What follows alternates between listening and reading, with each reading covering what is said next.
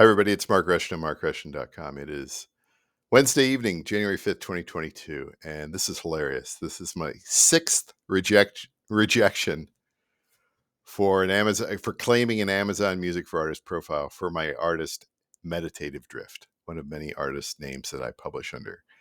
And this is the sixth rejection. This will actually be the last rejection because recently I released a new track as Meditative Drift, and it's sent up through the distributor. Eventually it's going to, and the distributor that I use is one that Amazon wants you to be on. You get fast tracked if you're on it. One of them is a CD Baby.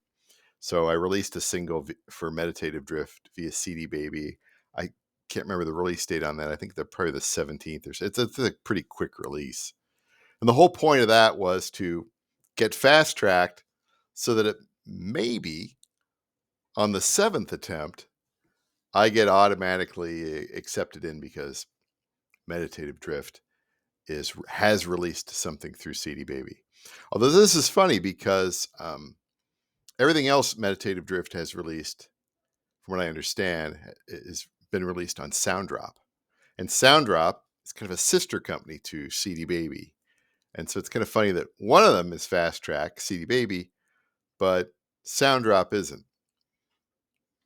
Now, the other funny thing is that several days ago, December 28th, I made a video about getting rejected after the fifth time. And now, all along, every single time that I've been rejected, I have provided information like my website, the public Facebook page for it, which clearly shows my little face up in the corner as the creator of that particular page. I pointed them to the bottom of the roster page for my label, where it's got all of my contact info, physical address, a voicemail number, and my email address. But in this video from December 28th, let's just kind of go through it here real quick. So I talk about that, and that was the fifth rejection there. So let's kind of just scroll along the bottom here. This is just like the short course, right? So I got my website out there, my label page, and I go down and I show the Meditative Drift, and then I show all that stuff there. So you got Meditative Drift, and then I got all my contact there at the bottom of the page. Not hard to get a hold of me, people, at Amazon Music for Artists. And then I showed the public Facebook page that I've got out there. And these are all things that I mentioned in the tiny little text area that they give you during the claiming process. And then I went a step further. So is anybody within the industry, the music industry, that has any sort of experience knows that you can look stuff up. There's a lot of public databases out there. And one of them is the ASCAP repertory. So it used to be called the titles database, but it's the repertory database. As you can see here, Social Drifting is the next most recent single that's been released by Meditative Drift. And there's the writer. Gosh, Mark Allen Rushton. And there's my writer IPI number and my publisher IPI number. And I do believe I went back to my website and I was like, gosh, look at that. There's my IPI number, writer and publisher IPI number. And they happen to match what is out there on that ASCAP site. Amazing how that is, right? And then I went even a step further. I went to, let's find it here. Yes, the MLC, the Music License Collective. And they have a public database out there. You can look up all sorts of musical titles out there and information about them. And here is Social Drifting. And of course, the writer and the publisher. And I think down here at the bottom, we even have the ISRC. Did I get that far? Or the recordings? There's Song Trust. I talk about Song Trust as being my administrator. There it is, recordings, Social Drifting. Yes, it does not say Meditative Drift, but there's the ISRC.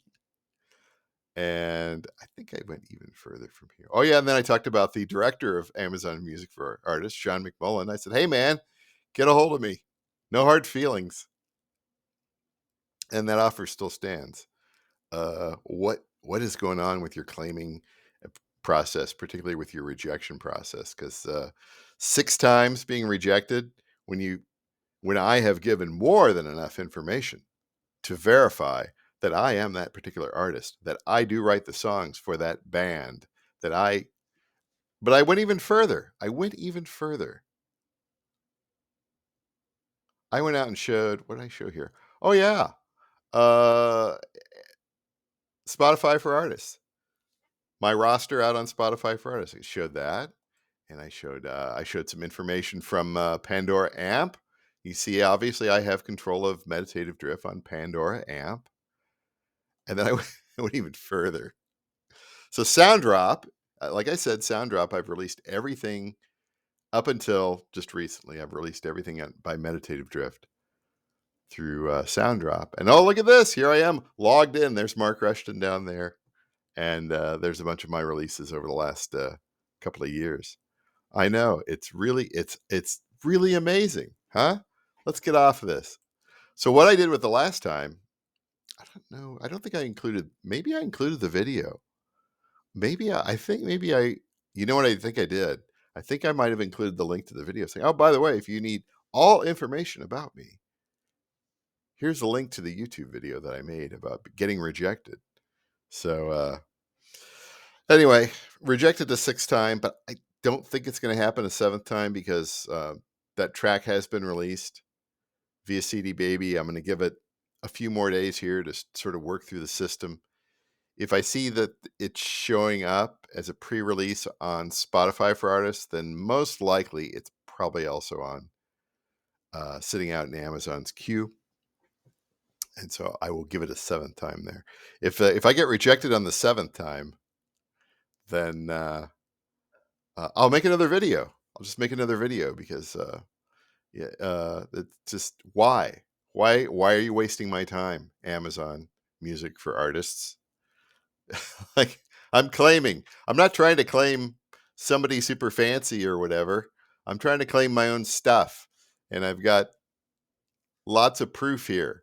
And I don't know who you're hiring to go down a little checklist and do they get an incentive for rejecting me?